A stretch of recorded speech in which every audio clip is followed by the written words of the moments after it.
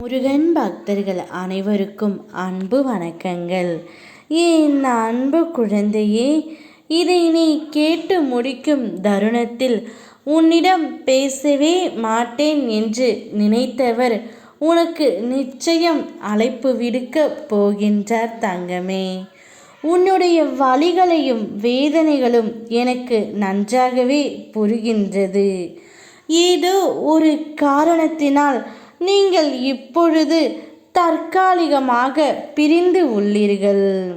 உன்னுடைய வலிகள் அனைத்தும் குறையப் போகின்றது செல்லமே. உன்னுடைய வேதனைகள் அனைத்தும் மறையப் போகின்றது. உன்னிடம் பேசவே மாட்டேன் என்று சொல்லும் உன்னுடைய உறவு இன்னும் ஒரு மணி நேரத்தில் உன்னை அழைத்து பேசப் போகின்றார். உன்னை பார்க்கவும் போகின்றார். வாழ்க்கையில் ஒன்றை மட்டும் நன்றாக புரிந்து கொள். தேடலை குறைத்து கொள்ள வேண்டும். அப்போதுதான் நிம்மதியாக இருக்க முடியும். எதிர்பார்ப்பை தொலைத்துவிட வேண்டும். அப்போதுதான் மகிழ்ச்சியாக இருக்க முடியும்.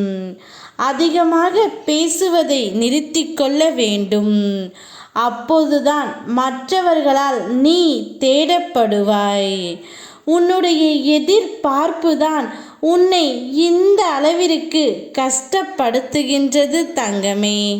உனக்கு உன் துணை மீது அதீத அன்பினாலும் அதீத உரிமையினாலும் நீ அவர்களிடமிருந்து சற்று அதிகமாகவே எதிர்பார்க்கின்றாய்.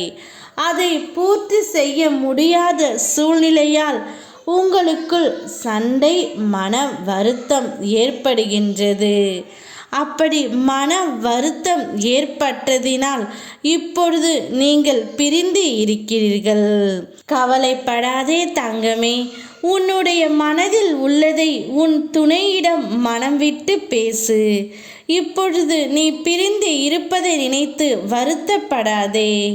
திடீர் திருப்பமாக எதிர்பாராத விதமாக உன் மனம் விரும்பிய உன் துணையிடமிருந்து அழைப்பு வரும். அப்பொழுது உன் மனதில் உள்ளதை நீ வெளிப்படையாக பேசு. நீ மனம் விட்டு பேசினாலே போதும். வாழ்க்கையில் எந்தவித பிரச்சனைகளும் இல்லாமல் வாழ்க்கை மிகவும் சுமூகமாக இருக்கும்.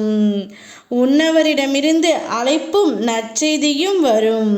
நீ ஆனந்தத்தில் துள்ளி குதிக்கப் போகின்றாய். யாம் இருக்க பயமேன். ஓ முருகா.